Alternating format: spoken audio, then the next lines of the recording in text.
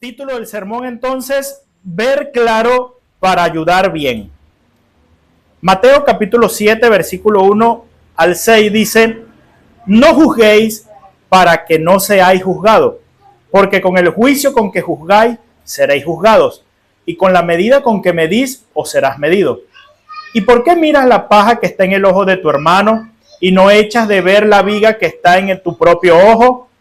¿O cómo dirás a tu hermano, déjame sacar la paja de tu ojo y he aquí la viga en el ojo tuyo? Hipócrita, saca primero la viga de tu propio ojo y entonces verás bien para sacar la paja del ojo de tu hermano. No deis lo santo a los perros, ni echéis vuestras perlas delante de los cerdos, no sea que las pisoteen y se vuelvan y os despedacen. Parecería bastante lógico que Jesús en el capítulo 7, después de haber descrito todo lo que se describió en los dos primeros capítulos, es decir, el carácter, la influencia, la justicia, la ambición, la piedad del cristiano, la religiosidad del cristiano o la religión del cristiano, Jesús acá se concentra finalmente en las relaciones. Todo lo que aprendimos en los primeros dos capítulos, desde las bienaventuranzas hasta cómo vivir en el reino de Dios, se enfoca con un solo propósito, que es el de poder llegar al final a aplicarlo en nuestras relaciones. Finalmente, nosotros somos diseñados para esto, para vivir de una manera relacional. Como iglesia, no podemos pretender vivir solitarios. De hecho, los que viven solitarios dentro de la iglesia terminan muy mal. Por eso el Señor nos diseña todo este orden de cosas y nos dice cómo debemos vivir nosotros a nivel relacional y cómo debemos llevar todo. Porque la contracultura cristiana no es un asunto individualista. No podemos vivir como llaneros solitarios. Es algo comunitario, ¿sí? Y las relaciones dentro de la comunidad y de ellas con otros son muy importantes para el Señor. Y son muy importantes para la iglesia. Cómo llevamos nuestras relaciones, cómo nos relacionamos unos con otros, es algo de suma importancia. Y por eso algunas personas llegan y dicen que el capítulo 7 es como que si Mateo hubiera copiado y pegado de otros sermones random del Señor y lo hubiese puesto allí aleatoriamente o porque sí, pero no. Realmente lo que el Señor termina de decir en el capítulo 6 y que viene ya diciendo en el capítulo 5, lo termina magistralmente con el capítulo 7, cuando dice, bueno, ¿esto sirve para qué? Para que ustedes lo apliquen de la siguiente manera de acá en adelante, ¿sí? Entonces, hermano, surgen algunas preguntas que me gustaría hacer. ¿Por qué nos resulta tan fácil ver los errores en las demás personas y tan difícil ver nuestros propios errores? ¿Por qué será tan difícil esto? ¿Cuántas veces juzgamos sin conocer toda la verdad? Siempre hago la comparación con el vaso. Cuando tenemos un vaso y lo miramos de frente, lo que vemos es un rectángulo. Pero si lo miramos desde arriba, ¿qué vemos? Un círculo. Muy bien. Entonces, las cosas son dependiendo del punto de vista como las veamos y a veces tomamos determinaciones equivocadas porque tenemos un punto de vista que no nos deja ver todo el contexto. Es conveniente siempre buscar darle la vuelta al asunto para verlo desde todos los ángulos y poder tener una manera de juzgar o una manera de emitir un juicio o de tomar una crítica que pueda ser de alguna manera constructiva para diversas situaciones. Pero si nos quedamos mirando nada más, lo primero que vemos es un rectángulo. Y otro puede decirte, no es rectángulo, es un círculo. Pero lo correcto es que nosotros podamos darle la vuelta a todo y podamos decir, ni es rectángulo ni es círculo, es un vaso. Así que en función de esto es que tenemos que emitir nosotros nuestras opiniones. Un cilindro. ¿Y cuántas relaciones se han roto por este mismo problema, hermano? porque hemos visto solamente una parte de la ecuación o una parte de la historia. ¿Cuántas veces se han roto relaciones dentro de la iglesia, entre hermanos, entre hermanas, entre personas muy allegadas, simplemente por la forma en que nosotros interpretamos las cosas o porque queremos interpretar mal las cosas? Si Jesús, hermano, en este momento nos viera juzgar como juzgamos, ¿qué diría? ¿Qué nos pudiera decir? Estás bien, estás haciéndolo bien. ¿Y qué pasaría, hermano, en nuestra iglesia, en nuestra comunidad, en nuestro sector de influencia donde nos movemos, en nuestro trabajo, en la escuela, en todas las partes donde estamos? ¿Qué pasaría si aprendiéramos a vivir conforme a los ojos de Cristo? Ver conforme a los ojos de Cristo. A vivir y a juzgar conforme a lo que Cristo hace. Con estas preguntas que acabo de hacer, quisiera captar la atención de ustedes, porque va a ser bastante explorativo todo esto que vamos a hacer. Porque Jesús nos conduce a uno de los temas más álgidos de la iglesia. Un tema súper contracultural. Un tema de reino, ciertamente, pero nos lleva a tomar una determinación de cómo debemos juzgar a los demás. Para eso quiero destacar tres cositas, tres cosas en este pasaje. El primero es el mandato radical que el Señor nos da. ¿Cuál es el mandato? Nos dice, no juzgues para que no seas juzgado. El Señor nos dice, no juzguéis para que no seáis juzgados. Mateo 7:1. Y aquí pareciera que Jesús estuviera haciendo una prohibición tan tajante de que no debemos juzgar. Pero realmente eso no es lo que está queriendo decir el Señor. Y es uno de los pasajes más mal interpretados en las Escrituras.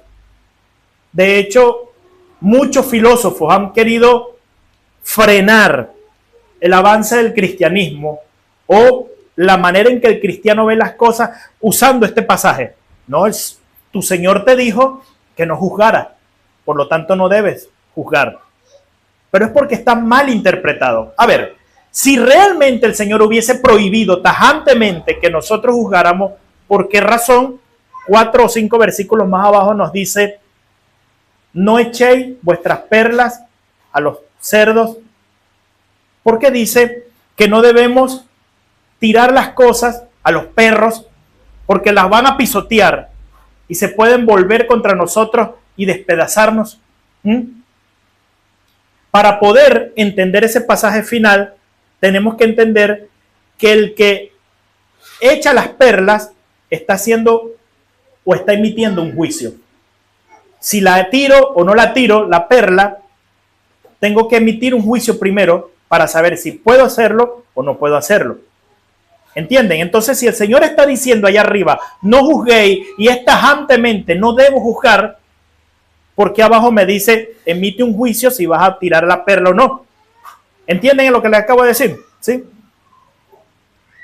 Jesús no está prohibiendo que nosotros discernamos las situaciones, no. Por el contrario, Él nos manda a que nosotros tengamos un discernimiento de cada situación, pero un discernimiento no conforme al mundo. Y esto es lo contracultural de todo, porque el discernimiento que nosotros debemos aplicar tiene que ser un discernimiento santo, guiado por la misericordia de Dios, guiado por el Espíritu de Dios y guiado sobre todo por el amor, por la palabra. Mientras que el mundo va a procurar siempre cancelarte, ridiculizarte, ponerte por menos, Jesucristo no. Jesucristo ordena que se detenga aquel que quiera levantar voz de juicio para condenar. El juicio no puede ser ese juicio condenatorio que hace el mundo. Tiene que ser un juicio justo y lleno de amor. Cuando Dios emite juicio, emite un juicio justo completamente, pero también lleno de amor. Porque todo Dios es amor y todo Dios es justicia. Él no puede emitir un juicio con amor, pero sin justicia, ni viceversa. No puede emitir un juicio sin justicia porque está lleno de amor. No, su amor es completamente justo. Mateo 7:2 dice, porque con el juicio con que juzgáis, seréis juzgados, y con la medida con que medís, os serás medido. El juicio que emitimos, hermano, se convierte básicamente en un espejo. La palabra que aparece acá es similar a la palabra que nosotros utilizamos para la cinta métrica que usamos a la hora de medir. Es como que nosotros establecemos un patrón y decimos, desde acá hasta acá mide 1 metro. Y esto lo vamos a estandarizar para todo el mundo. Cualquiera que quiera utilizarlo sabe que eso mide 1 metro, y de aquí todo el que quiera medir algo lo va a medir a partir de esta regla. Esto es una regla que está estandarizada y que debemos regirnos por ella. Yo no puedo traer otra regla o medir otra cosa, porque voy a entorpecer la veracidad de esa medición que yo voy a hacer. A ver, si yo quiero medir la distancia que hay de aquí hasta la esquina, yo puedo decir, por ejemplo, hay 100 metros, pero si alguien viene con 1 metro, con otras dimensiones, puede decir, no, hay 50 metros. Y no debe ser así. Hay una regla, hay un estándar, y esto es lo que el Señor está queriendo decir acá. Con la medida con que nosotros medimos, será que nos van a medir a nosotros. ¿Con qué estamos midiendo? ¿Con críticas? ¿Con dureza? ¿Con falta de misericordia? ¿O estamos midiendo con amor?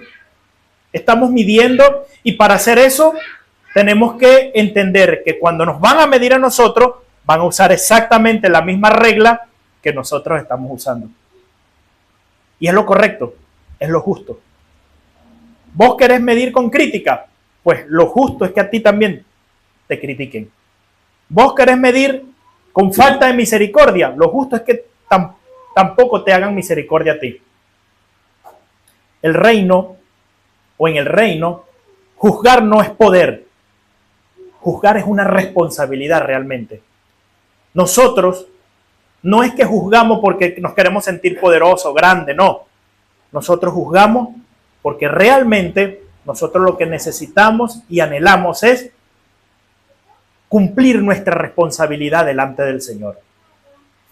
En segundo lugar, hermano, ¿cuál es el problema interno que hay a la hora de emitir juicio? El problema interno es la hipocresía. Ya hemos hablado en los sermones anteriores acerca de la hipocresía, que es como una careta, una máscara que nos ponemos nosotros para tratar de ser lo que no somos, para procurar hacer y ser y mostrar al mundo lo que no somos. Es un lenguaje que se utiliza por lo general en el argot de teatro. Alguien que se pone un personaje y en función de ese personaje da a entender que es alguien, pero realmente no es ese. Eso es un hipócrita. Y el gran problema que tenemos a la hora de emitir juicio en nuestras relaciones es la hipocresía. ¿Por qué?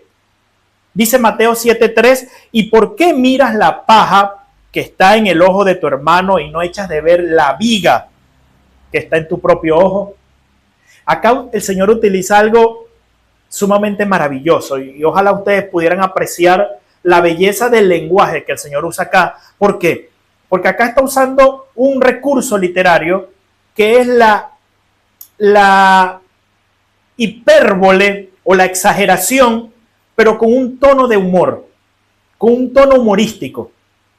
Pareciera mentira, pero cuando leemos esto nosotros ponemos la cara así seria. Pero el Señor quiso utilizar el humor para dar a entender este punto. Él está usando dos palabras contrastantes.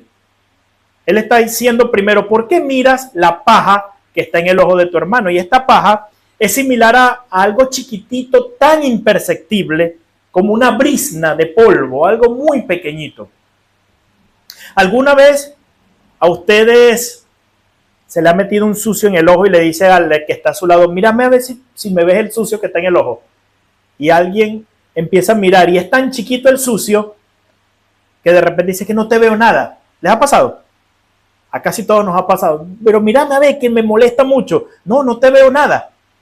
Muchas veces hay que ir a un oculista para que te vea con un espejo especial y con ese espejo puede lograr ver el sucio que se metió allí para poder extraerlo con mucho cuidado. Pero bueno, acá el Señor está usando esta frase. ¿Por qué estás mirando la paja, que es algo tan perceptible? No se imagine la paja como un pedazo grande de yuyo, no. Imagínese esto como, porque lo que realmente dice allí, lo tradujeron paja, pero realmente lo que dice es una brizna, un pedacito, algo muy chiquito de polvo. ¿Qué es lo que el Señor dice? ¿Por qué estás mirando eso y no te das cuenta que vos tenés en tu ojo una viga? Y ahí viene el contraste. Porque la palabra que utiliza aquí el Señor de viga, siendo que el Señor era... ¿cuál era la profesión del Señor? Un carpintero. Así se traduce la palabra de la profesión del Señor, pero su trabajo era más que carpintero. Él es el equivalente a un maestro mayor de obra. Él era el equivalente como al encargado de la obra, que conocía hasta los más chiquitos recovecos que podía tener un edificio o una obra. Un hombre que estaba completamente preparado para hacer cualquier trabajo de construcción, y lo hacía con habilidad. Así era el Señor, porque la palabra que aparece de acerca de Jesús es tectón. Tectón, de ahí viene la palabra arquitectón. De ahí viene la palabra arquitectura, ¿ves? Entonces, el Señor utiliza una palabra que se utiliza, valga la redundancia, dentro del argot de construcción. Cuando dice, ¿por qué miras la viga? Y eso que usa es lo que nosotros acá conocemos como el tirante de la casa. ¿Cómo es un tirante? ¿Algo pequeño? No, un tirante es un pedazo de madera grande, que algunos hay de 20 centímetros, de 15 centímetros, y de largo pueden llegar a medir 5, 6, hasta 7 metros. Entonces vean lo cómico de este contraste que hace el Señor aquí. Dice, vos la verdad que sí sos cara dura. Estás mirando una brizna que tiene en el ojo tu hermano y no te das cuenta que vos tenés semejante viga en el ojo que se te sobresale, y si volteas la cara le das una cachetada a cualquiera. Más o menos eso es lo que está el Señor enseñando allí. Ese es el gran problema del juicio cuando no lo hacemos bajo el Espíritu Santo, bajo la palabra y bajo el amor. Estamos haciendo un juicio de mentira, porque no nos estamos midiendo con la medida con que estamos midiendo a nuestro hermano.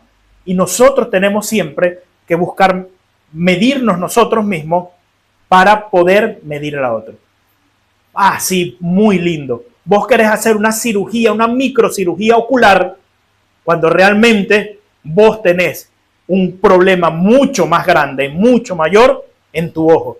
Querés sacar una brizna cuando tenés un semejante caballete de casa en la cabeza, en el ojo, que te sale más grande que tu cabeza. No puede ser, es imposible. Y es una ironía utilizar una viga o llevar una viga en el ojo y querer resolver un problema de una viruta o algo chiquitito. ¿Cómo dirás a tu hermano, déjame sacar la paja de tu ojo y he aquí la viga que está en el ojo tuyo? ¿Podés imaginarte lo ridículo de esto? Imaginémonos de una manera caricaturesca, ¿sí? Usted tiene semejante viga tirante en el ojo y quiere venir a acercarse a que su hermano a sacarle la pajita que tiene en su ojo o ese pequeño sucio. ¿Qué es lo que va a pasar con su tirante? Va a golpear más duro al hermano. Si voltea, le va a dar una cachetada al hermano que está al frente. Imagínese ese caso, es algo gracioso. El Señor utilizó este recurso dentro de allí. Por eso me parece tan hermoso lo que el Señor hizo allí. Es un humor intencional que el Señor usa para mostrar y dar una lección.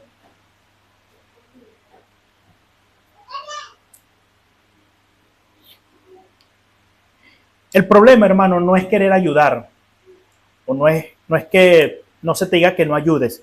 El problema es presentar una ayuda sin verte a ti mismo primero, que vos estás necesitando más ayuda que el mismo hermano tuyo.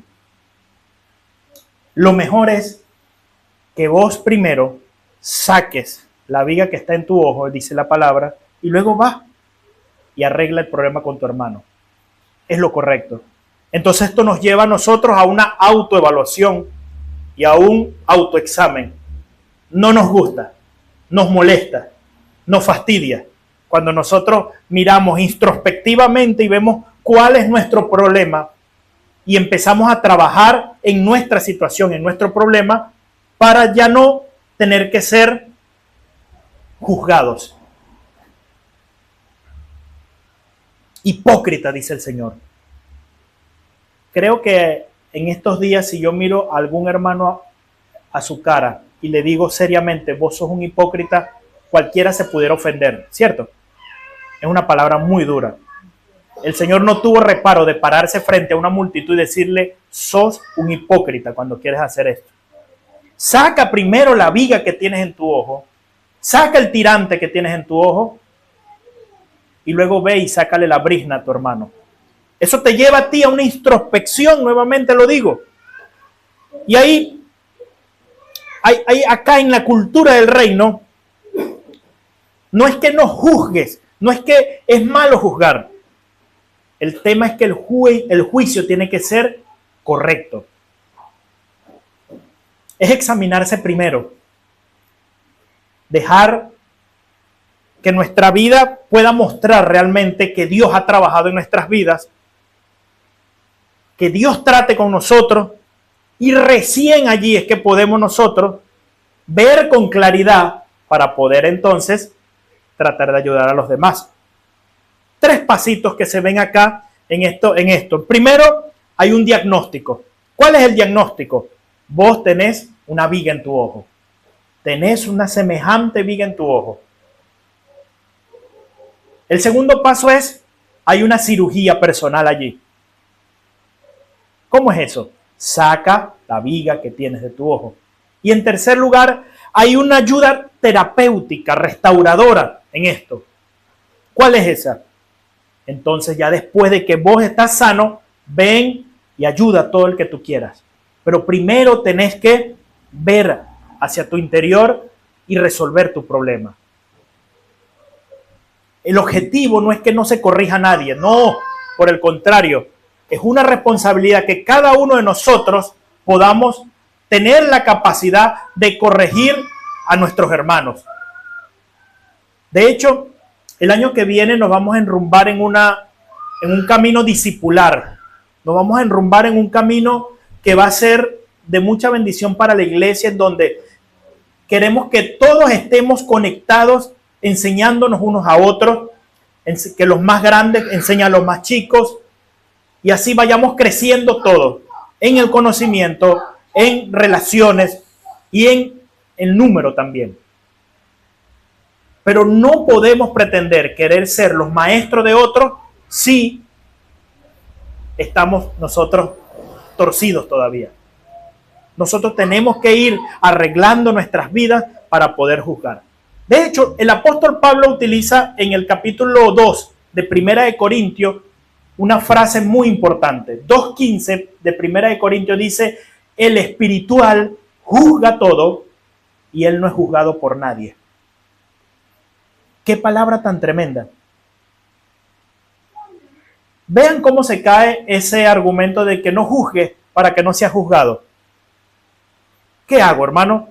Llega un hermano a la iglesia y está todo mal y yo me callo porque la Biblia dice no juzgue. No, yo no soy quien para juzgar. Yo no soy quien para no decirle nada. No, si eres un hijo redimido por el Señor. Y si tu vida está bien delante del Señor, tienes todo el derecho de ir y decirle, hermano, corrige tu situación. Corrige tu situación. Por eso digo, Primera de Corintios 2:15 es lapidario ante todo esto. El hombre espiritual juzga todas las cosas y él no es juzgado por nadie. Él no es juzgado por nadie. ¿Qué es lo que pasa, hermano? Y préstenme acá, que aquí es donde está el problema más grande. Nosotros decimos, no juzguéis para que no sea juzgado. Y algunos toman esta postura y dicen, es que yo no soy nadie para juzgar a nadie. ¿Cierto? ¿Han escuchado ustedes? No, es que tú no eres nadie para juzgar. ¿Quién eres tú para juzgar? Ojo, puede ser que no seas nadie, porque está tu vida toda mal. Pero también puede ser que el enemigo esté poniendo una idea en tu vida que no es la correcta. Si en realidad tienes problemas que tienen que ser resueltos en tu vida, entonces lo que el Señor te manda es que hagas tu introspección. Eso es lo que estábamos hablando. Saca la viga que está en tu ojo, arregla tu vida y luego ve y corrige a tu hermano.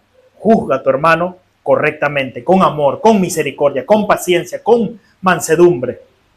Tienes que hacerlo. Porque es mentira del diablo lo que viene a tu mente a decir que yo no soy nadie para juzgar.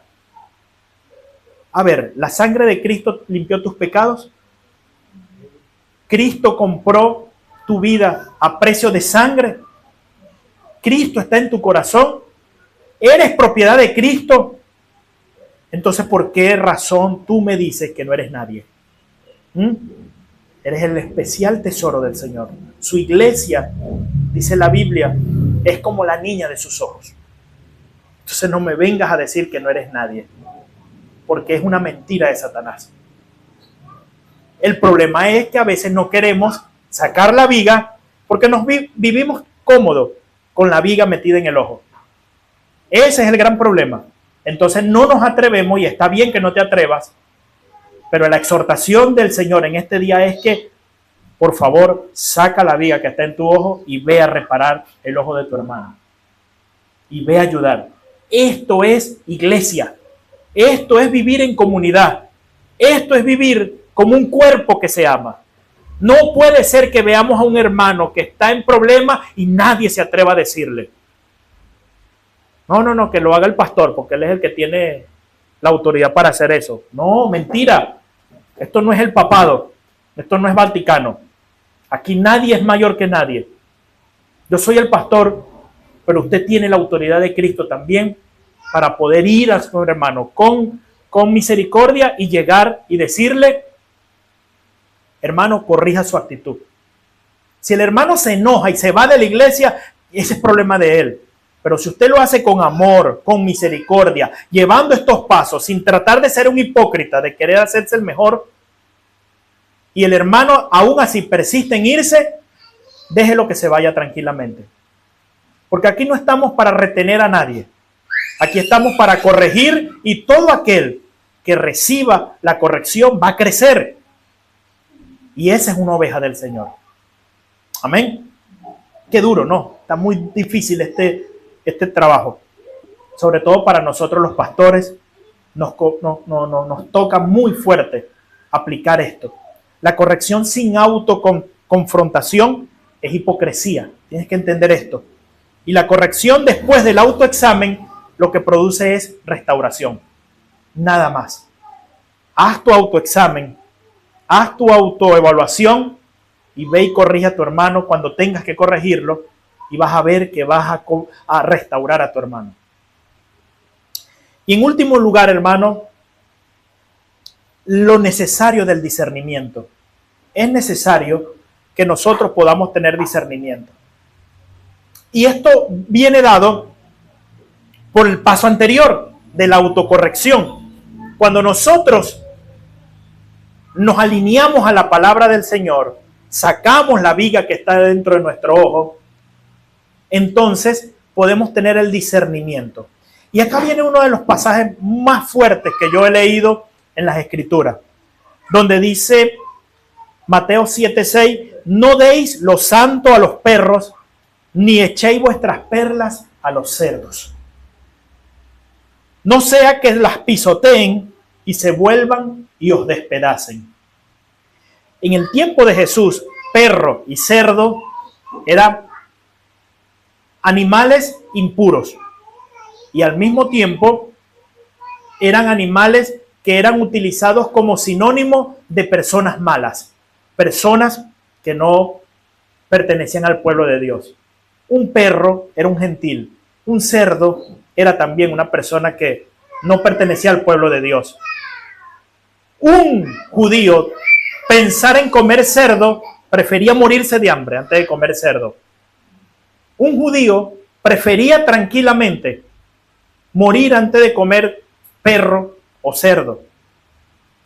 Y de jugar con un cerdo, jamás. Mucho menos ir y darle una perla a un cerdo. De hecho, El Señor dice, si vos le das las perlas a los cerdos, lo más probable que suceda es que la pisoteen y se volteen y te despedacen, te ataquen incluso. Debemos saber cuándo hablar, hermano. Debemos saber cuándo callar. Debemos saber cuándo ayudar, pero también debemos saber cuándo debemos apartarnos. ¿Cómo es esto? Y quiero abrir dos vertientes acá. Creo que esta es la parte más importante de todo. La primera vertiente, quiero tocar ese grupo de personas que están afuera, que no conocen al Señor, que no vienen a la iglesia. Está el hermano que constantemente está predicándole al amigo del trabajo o a la vecina. Y esa persona rechaza. Y no solo que rechaza, sino que constantemente vituperia el nombre del Señor. Y constantemente se burla y blasfema del nombre del Señor. Y nosotros, como ingenuos, por no conocer la palabra, vamos y vamos como si fuéramos unos tontos detrás de ellos, tratando de ganarlos con el evangelio, y le tratamos de dar las mejores palabras y las mejores predicaciones. Debemos saber, hermano, cuándo hablar, cuándo callar, pero también debemos saber cuándo retirarnos y cuándo dejar que la cosa la tome el Señor. Porque podemos encontrarnos en la misma situación que dice este pasaje, que le estamos dando lo santo a los perros, o que le estamos dando las perlas a los cerdos. Y un cerdo no va a hacer nada con una perla. Lo más que va a hacer es pisotearla. ¿Y cuál es la perla de gran precio, hermano? La palabra del Señor. Y nosotros no podemos estar perdiendo energía, recursos, tiempo en personas que abiertamente están abocadas a destruir y a mal hablar del evangelio de Jesucristo, de su palabra, de nuestro Dios. No podemos. Dejemos que el Señor obre justicia.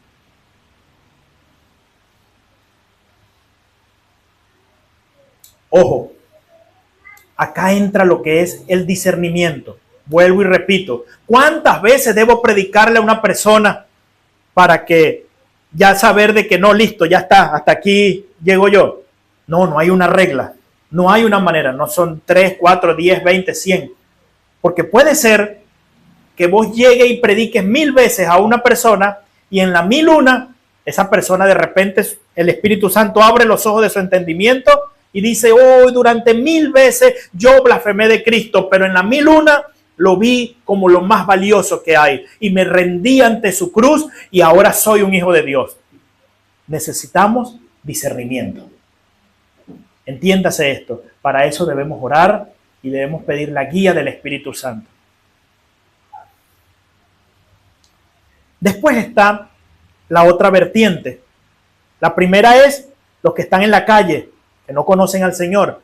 Pero después hay una vertiente muy chiquitita que están dentro de la iglesia y que se hacen llamar, pongo las comillas, cristianos. Y que los vemos dentro de la iglesia, pero sus vidas no cambian. Sus vidas constantemente insisten en pecar, a pesar de las correcciones constantes, a pesar de ser llamado, a pesar de que la iglesia ora por ellos, a pesar de que se les dice, hey, eso no se puede hacer. Ellos persisten en su pecado.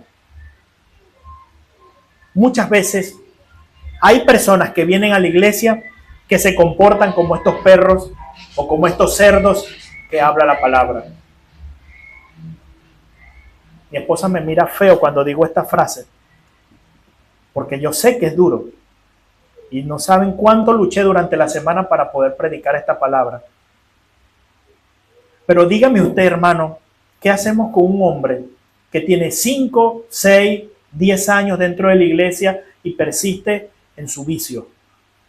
Persiste en su desmán de poder de ofender la palabra del Señor. ¿Qué hacemos con un hombre que está dentro de la iglesia y se le ha llamado al capítulo para que pueda venir y arrepentirse y no lo hace, sino que constantemente lo hace y pareciera que la palabra le pasara por un lado y sale volando? Esta persona no es que es débil, esta persona no es que no tiene fuerza, es que es un impío que no quiere arrepentirse. ¿Por qué? Porque la persona que ha escuchado la palabra de Dios y se ha arrepentido, el Espíritu Santo ha entrado en su corazón, entonces inevitablemente el Espíritu Santo va a hacer una obra en su interior que lo va a cambiar, que lo va a transformar y que va a hacer que todos sus afectos se alineen a la voluntad de Dios. Es decir, una persona que antes robaba, cuando viene a Cristo, ya no puede deleitarse en el robo. Una persona que antes fornicaba, cuando viene a Cristo, ya no se puede deleitar en la fornicación. ¿Puede caer en fornicación? Sí, lamentablemente sí puede caer. Pero cuando termina su pecado, tiene que sentir un peso enorme por su pecado y arrepentirse y pedirle al Señor que lo perdone y que lo limpie con su sangre y prometerle al Señor que nunca más lo va a volver a hacer. Una persona que antes era un mentiroso, era una persona que estafaba a la gente. Cuando venga Cristo, tiene que odiar ese pecado. Tiene que empezar a detestar el pecado que tanto daño le hizo. ¿Y puede mentir? Sí, tranquilamente puede caer en tentación y decir una mentira. Pero cuando la dice, el Espíritu Santo lo tiene que redarguir y tiene que decir: Señor, me arrepiento de mi pecado. No te puedes deleitar en el pecado. No podemos, no tenemos la capacidad de deleitarnos en el pecado, porque el Espíritu Santo ha renovado y ha regenerado nuestra voluntad, nuestro interior, ha hecho una obra, y es lo que dice 2 Corintios 5:17, de modo que si alguno está en Cristo, nueva criatura es. Las cosas viejas pasaron, y he aquí, ¿qué porcentaje de las cosas han sido hechas nuevas? Todas, el 100% ha sido hecho nuevo. No podemos insistir en nuestro pecado y deleitarnos en él. No se puede. De lo contrario, estamos actuando como un cerdo o como un perro, como lo dice la palabra. Y perdónenme los que me vayan a ver por las redes sociales porque usé esta frase, pero el Señor la usó. Es lo que dice la palabra del Señor. No podemos deleitarnos. Y he escuchado personas con una vergüenza, lo digo, personas que se alegran cuando dicen: oh, pequé. Yo tuve tantas mujeres, y pareciera que se sintieran orgullosos de todo el pecado que hicieron. En vez de llorar y decir: cuánto defraudé a mi Señor, cuánto tiempo estuve en contra de mi Señor. Yo robaba tanto, y pareciera que hablan con ese orgullo de que eran unos ladrones. Si te sientes tan orgulloso de ser un ladrón, ¿por qué no te vas a la calle a robar? No vengas a la iglesia a hacer estas cosas, porque no estás haciendo las cosas bien. Arrepiéntete de tu pecado y que te empiece a doler las cosas malas que estás haciendo, para que puedas entonces gozar de la presencia del Señor en tu vida. Ese es el gran problema, hermano, el discernimiento que debemos utilizar nosotros los creyentes para poder poner un parado y un freno a las personas que viven constantemente afrentando la palabra del Señor. Así que, hermanos, aquí conviene entonces hacer esa conexión entre el pasaje de Mateo 7 y 1 de Corintios 2:15, donde se habla de un juicio guiado por el Espíritu Santo. El discernimiento en este mundo de iglesia contracultural, como lo estamos viendo, debe marcar la diferencia. No debe ser como en el mundo. En el mundo a veces suceden cosas como que un gobernante hace 100 cosas buenas y se equivocó en una, ¿Y qué va a pasar con esa persona? Por esa cosa mala la van a paliar hasta que lo destruyen. Un deportista mete 100 goles, un futbolista mete 100 goles, pero falló uno y por eso lo van a golpear en las redes sociales, en los noticieros, todo el mundo va a destruirlo, hasta destruirlo, y lo deprimen y hacen de todo. Eclesiastés dice: las moscas muertas hacen heder el perfume del perfumista. Así, una pequeña mancha en aquel que es considerado como justo. Hermano, debemos cuidarnos. Debemos estar siempre autoevaluándonos y cuando vayamos a hacer juicio, pidámosle al Señor el discernimiento. El apóstol Pablo habla cosas que quizás hoy en la iglesia son hasta tabú hablarlas. Como por ejemplo, hombres que han pecado y que han persistido en su pecado y que han sido llamados al arrepentimiento pero no quieren obedecer. El apóstol Pablo dice: entréguenselo a Satanás. Désenlo a Satanás. Para que se muera el cuerpo, pero que su alma se salve por lo menos. ¿Cuántas veces ha escuchado usted un sermón acerca de ese pasaje? Son tabú en la iglesia. Es difícil. Para un pastor incluso es muy difícil llamar a una persona que esté persistiendo y persistiendo en esto. Pero es lo que dice la palabra del Señor. Así que, hermanos, concluyo con esto y espero que esta palabra pueda ser de bendición para cada uno de nosotros.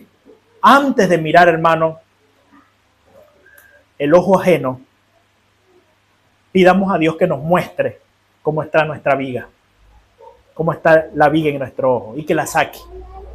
Y antes de emitir un juicio, recordemos que con esa misma vara vamos a ser medidos. Con ese mismo metro vamos a ser medidos nosotros. El juicio que vamos a emitir procura de que sea con misericordia, con amor, guiado por el Espíritu Santo, enmarcado en la palabra del Señor, pero con firmeza. No pretendas ser como el padre que dice: yo amo tanto a mi hijo que yo no le podría corregir, porque me da mucha tristeza corregirlo. Es un mal padre, porque todo buen padre que ama a su hijo debe corregirlo. Lo corrige y esa corrección va a dar fruto. El que es de Dios tiene que prosperar y crecer en medio de la disciplina.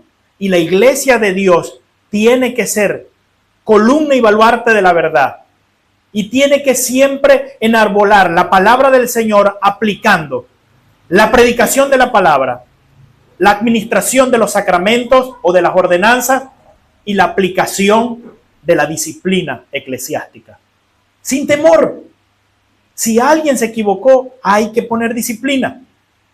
Y no estoy hablando de esa disciplina rancia que ponían en los años de atrás.